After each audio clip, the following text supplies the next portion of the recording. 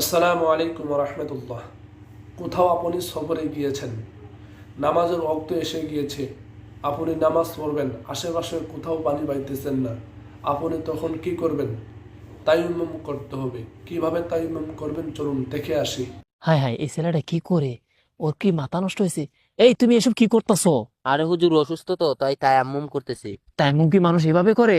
হুজুর মাটি দিয়ে তায়াম্মুম করে। আরে থামো থামো, কেউ যদি অসুস্থতার কারণে পানি ব্যবহার করতে না পারে অথবা পানি যদি না থাকে, তাহলে তাইমুম করতে হয়।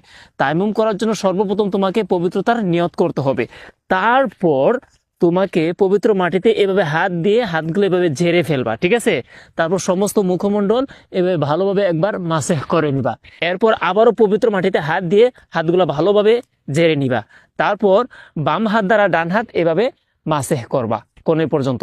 এরপর ডান হাত দ্বারা বাম হাত এভাবে কোণে পর্যন্ত মাসেহ করে নিবা, তায়াম্মুম হয়ে যাবে।